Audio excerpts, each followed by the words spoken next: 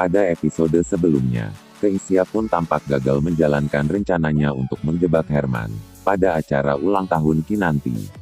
Dan hal itu pula lah yang membuat dirinya sangat begitu kekeh untuk mempertemukan dirinya dengan Herman dan juga Marissa.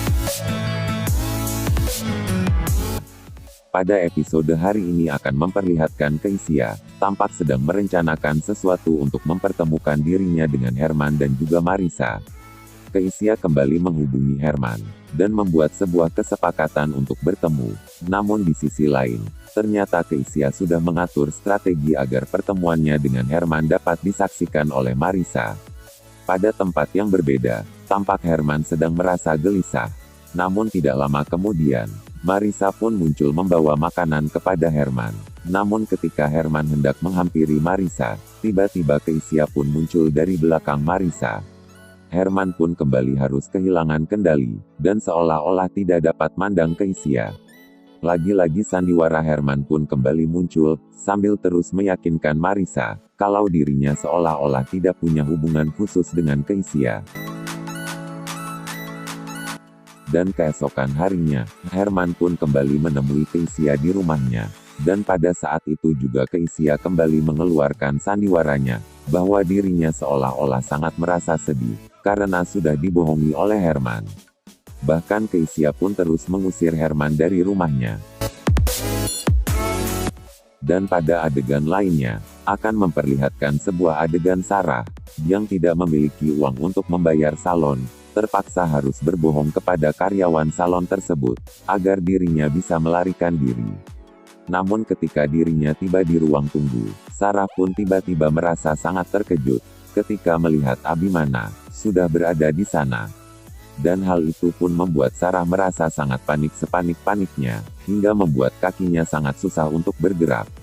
Di sisi lain Tuan Muda, yang sedang menunggu Kinanti berganti pakaian, tanpa sengaja mendengar sebuah suara teriakan dari arah sebelah kanannya. Namun ketika Tuan Muda memalingkan pandangannya ke arah tersebut, Tuan Muda pun langsung merasa kaget, ketika dirinya melihat sosok Sarah dalam salon tersebut. Kemudian Tuan Muda pun langsung berdiri dan mencoba untuk menghampiri Sarah. Sementara Sarah, yang sangat ketakutan itu pun masih terus berusaha untuk menghindar dari hadapan Tuan Muda. Namun tidak lama kemudian, Kinanti pun keluar dari kamar ganti, lalu menghampiri Tuan Muda. Dan hal itu pun lagi-lagi harus menghalangi langkah Tuan Muda untuk melabrak Sarah. Lalu Abi pun menegaskan kepada Kinanti, kalau dirinya akan terus membuat perhitungan kepada Sarah, bahkan akan memberikan pelajaran yang lebih berat dari yang dialami Kinanti selama ini. Adegan pun beralih ke rumah Sarah dan Bastian. Ketika Bastian sedang berada di depan rumahnya, bersiap-siap untuk berangkat kerja, tiba-tiba dua orang debt collector penagih hutang muncul dan langsung menghampiri Bastian. Lalu kemudian debt collector itu pun menagih hutang Sarah, yang tidak diketahui oleh Bastian, dan Bastian pun mencoba untuk membela Sarah, yang akhirnya harus membuat dirinya diserang oleh kedua debt collector tersebut.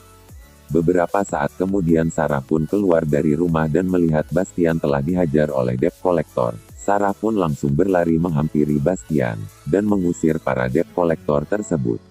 Dan setelah suasana sudah mulai reda, Sarah pun mencoba menenangkan Bastian. Namun lagi-lagi Bastian pun kembali menegur Sarah, dan menegaskan kepada Sarah, kalau kejadian yang dialami oleh Bastian sekarang, merupakan dampak dari ulah Sarah, yang selalu rutin meminjam uang, dan tidak pernah melunaskan.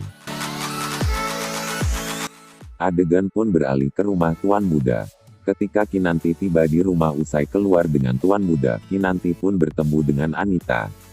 Sementara Anita yang melihat penampilan Kinanti itu pun menjadi sangat kesal, lalu kemudian menegaskan kepada Kinanti, kalau dirinya tidak akan membiarkan hubungan Kinanti dan Abi akan berjalan panjang.